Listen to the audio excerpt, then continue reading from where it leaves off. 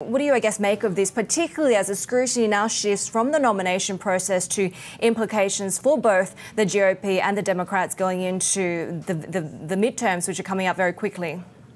So both parties are trying to make the confirmation fight, the really intense, dramatic confirmation fight over Kavanaugh to the Supreme Court, an issue in this upcoming midterms. Here we see President Trump apologizing for the fraught, sometimes tense and dramatic allegations that were alleged against him. We also see him blaming partisanship, chalking it all up to politics. Democrats see this as working in their favor. They hope that voters are watching and are disgusted by how this nomination came to be and will turn out to support them as a check on the president's power. Of course, Republicans are also arguing that their base is equally as motivated, if not more. As you said, this is cementing that conservative majority on the Supreme Court, and that is a key link between several of Trump's base and himself as a president. So they're hoping that that, in turn, will turn out their voters here. Yeah, you mentioned the apology from the president, which is maybe something that you can see one of the moments where President Trump, I guess, veered off script, almost approaching it as a criminal trial, saying, right, that in the United States you have a presumption of innocence and that somehow this whole process has to him proven that Brett Kavanaugh is innocent, and apologizing to him and his family. Quite extraordinary. It really is. Again, saying that he is innocent, found innocent in this proceedings. And some who have supported Kavanaugh's nomination in the Senate argued that there was the need for fairness and that that's what undergirded their support of Kavanaugh. Of course, only one Senate Democrat actually voted for Kavanaugh's nomination, and that's West Virginia Democrat Joe Manchin, who is up for re-election. West Virginia was President Trump's second best state in 2016. He was in really a tough position, threading the needle between his base of supporters who are very angry at this nomination making it to the Supreme Court, and a lot of Republicans who are still very happy with President Trump and want to see that conservative court in that state.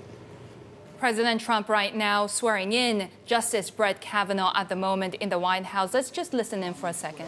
That I will administer justice without respect to persons. That I will administer justice without respect to persons. And do equal right to the poor and to the rich.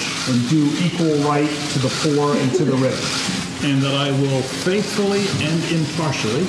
And that I will faithfully and impartially. Discharge and perform. Discharge and perform.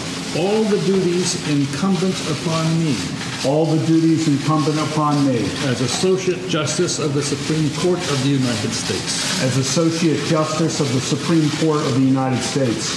Under the Constitution and laws of the United States. Under the Constitution and laws of the United States. So help me God. So help me God.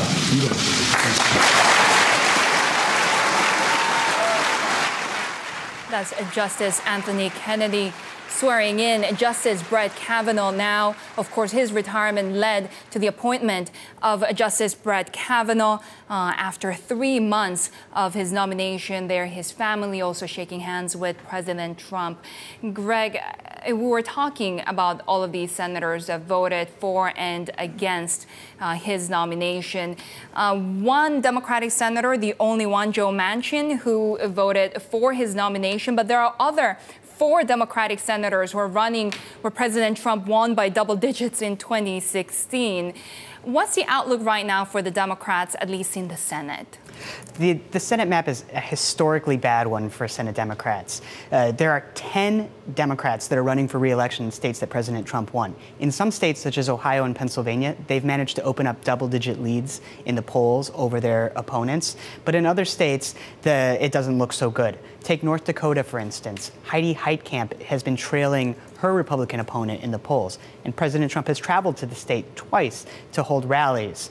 So the Senate math is very hard for Democrats. In a year that otherwise should be very good for them, a historical midterm, the opposite party in power, it's going to be a tougher road to the majority in the Senate.